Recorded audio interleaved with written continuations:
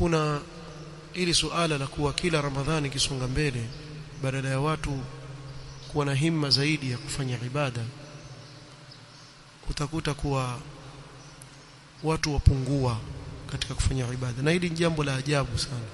Sababu Ramadhani kile kisonga mbele, zile fadhila zilizoko ndani yake zazidi kuwa zaidi.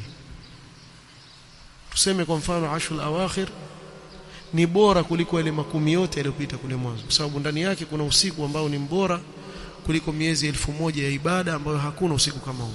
Kuna maneno mazuri ya al-Hafidh Ibn Rajab al-Hanbali rahimahullah ta'ala katika Lataif al-Ma'arif, asema na yalingana na sisi leo tulivyo. Hadha ibadallah shahru Ramadhan qad intasafa, na kweli sisi tuko katikati ya Ramadhani.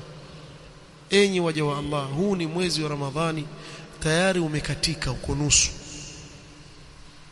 faman minkum hasaba fihi nafsahu lillahi wa ansafa, ni nani kati yenu nyinyi amejihesabu nafsi yake akawa muadilifu katika hisabu hiyo, akajiangalia, mimi ninavyokwenda kweli ni sawa, mpaka hapa kweli siwezi kuongeza ibada, siwezi kuongeza khairi kuliko ile ambayo nilikuwa naifanya, ama labda pengine nina mapungufu gani mimi.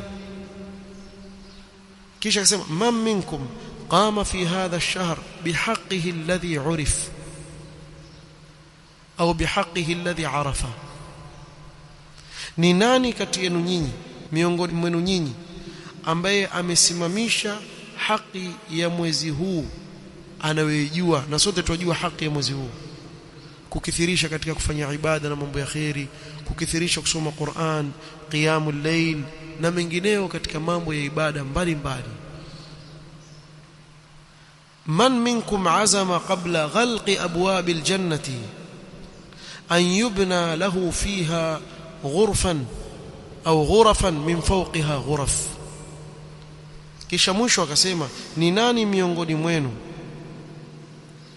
ameazimia kabla ya kufungwa milango ya peponi, sababu milango ya pepo sasa hivi yako wazi, futihat abwab aljanna. Mtu anaweza kusema sasa tusema miezi mingine kwani ndio yafungwa? Kwa sababu isingetajwa hii khisisa ya Ramadhani katika mambo yanayohusu Ramadhani aliyotaja Mtume sana, futihat abwab aljanna, maana yake miezi mingine haiko wazi, lakini katika mwezi wa Ramadhani ndio iko wazi. Hii ni hasa kwa mwezi wa Ramadhani. Sasa kabla ile milango haijafungwa, ni nani kati yenu nyinyi kabla ya kufungwa milango ya pepo akasema kuwa wacha mimi nijijengee vyumba ndani ya vyumba katika pepo ya Allah subhanahu wa ta'ala? Ni wangapi ambao wamejipanga namna hiyo? Kwa ufupi, sasa hivi yatakikana Muislamu ajibidiishe sana kufanya ibada kuliko siku zile za mwanzo sana.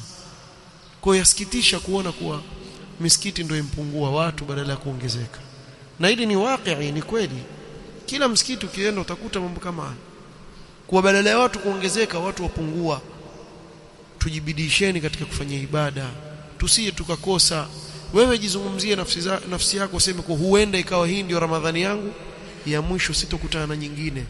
Kwa hivyo wacha niitumie kisawa sawa, maximize kila njia unaweza kufanya ya khairi, tumia.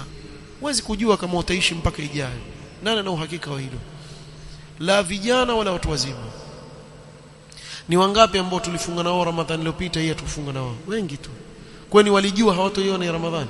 Hakuna mtu ajue. Wewe wapanga yako na Allah ndiye anayepanga subhanahu wa ta'ala.